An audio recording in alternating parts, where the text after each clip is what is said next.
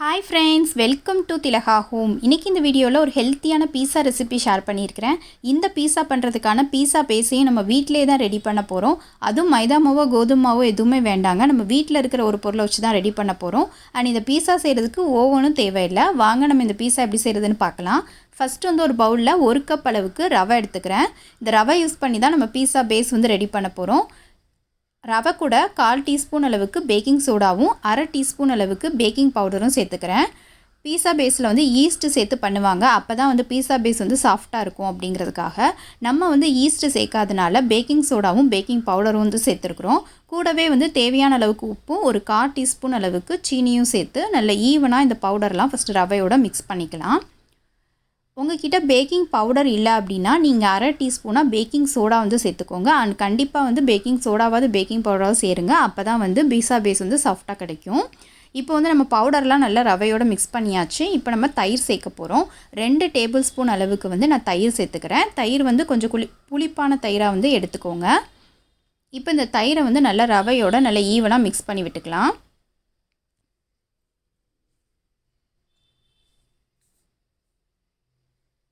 தயிர் ரவையோட நல்ல ஈவனாக மிக்ஸ் ஆனதுக்கு அப்புறமா நம்ம தண்ணி சேர்த்துக்கலாம். தண்ணி பார்த்திங்கன்னா 1/4 கப் அளவுக்கு தண்ணி முதல்ல சேருங்க. அதுக்கப்புறம் தேவைப்பட்டால் கொஞ்சம் கொஞ்சமாக சேர்த்துக்கலாம். ஏன்னா ஒவ்வொரு ரவையும் ஒவ்வொரு மாதிரி இழுக்கும். நம்மளுக்கு ரொம்ப ஹார்டான மாவும் இருக்கக்கூடாது, ரொம்ப சாஃப்டாகவும் இருக்கக்கூடாது. மீடியமாக நம்ம மாவு பிசைஞ்சிக்க போகிறோம். அதனால் ஒரு 1/4 கப்லேருந்து 1/2 கப் அளவுக்கு கொஞ்சம் கொஞ்சமாக ஊற்றி மாவெல்லாம் 1:2 வர அளவுக்கு நீங்கள் பிசைஞ்சிக்கோங்க. இப்போ நல்லா ஈவனாக பிசைஞ்சு எடுத்தாச்சு. இப்போ இந்த மாவு ஒரு 15 நிமிஷம் அப்படியே ஊற வச்சிடலாம். ஊறும்போது அது அந்த வெளி லேயர் கொஞ்சம் காஞ்சி போகாமல் இருக்கிறதுக்காக ஒரு 1 ஸ்பூன் அளவுக்கு எண்ணெய் ஊற்றி எண்ணெயை நல்லா ஈவனாக மிக்ஸ் பண்ணி விட்டுட்டு நான் ஒரு 15 நிமிஷம் ஊற வச்சுக்கிறேன். அப்போ தான் பீஸா பேஸ் நல்லா சாஃப்டாக கிடைக்கும்.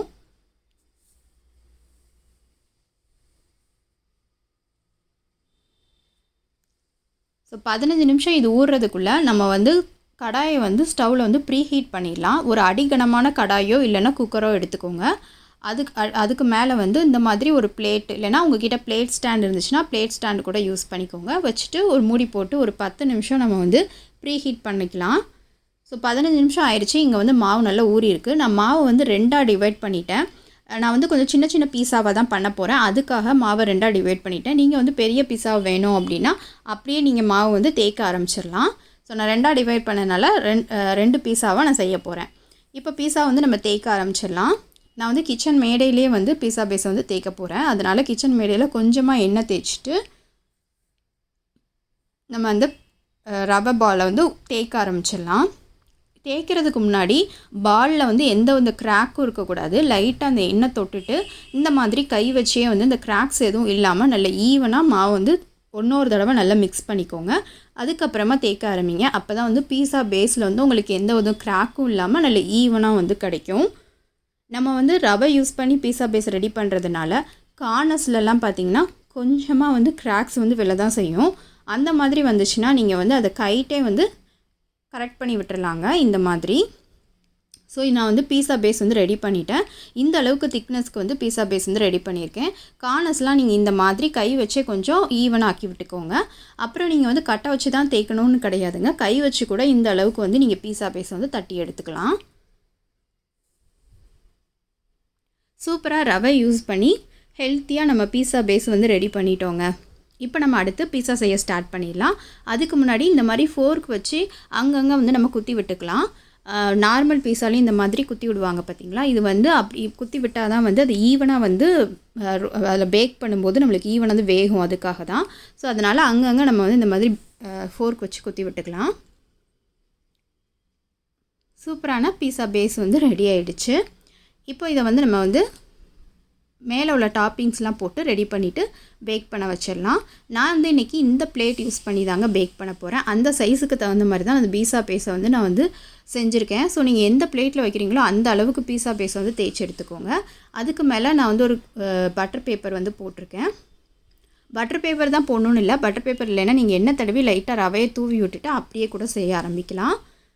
இப்போ அதுக்கு பட்டர் பேப்பருக்கு மேலே நான் அந்த பீஸா பேஸை வச்சுட்டு நான் பீஸா சாஸ் சேர்த்துக்கிறேன். நான் அந்த 100ஓட பீஸா சாஸ் தான் சேர்க்குறேன்.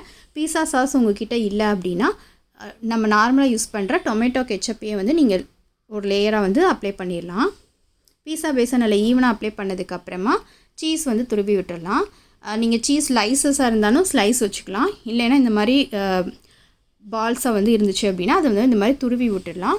இன்னொரு டிப் என்னென்னு பார்த்தீங்கன்னா, கார்னர்ஸ்லலாம் நீங்கள் வந்து இந்த மாதிரி கொஞ்சம் சீஸை வந்து இந்த மாதிரி வச்சிட்டிங்க அப்படின்னா கார்னர்ஸில் கொஞ்சம் சீஸ் இல்லாத மாதிரி இருக்கும் பார்த்தீங்களா, அந்த மாதிரி இல்லாமல் எல்லா இடமும் ஈவனாக இருக்கும். இந்த டிப்பை வந்து ஃபாலோ பண்ணி பாருங்கள்.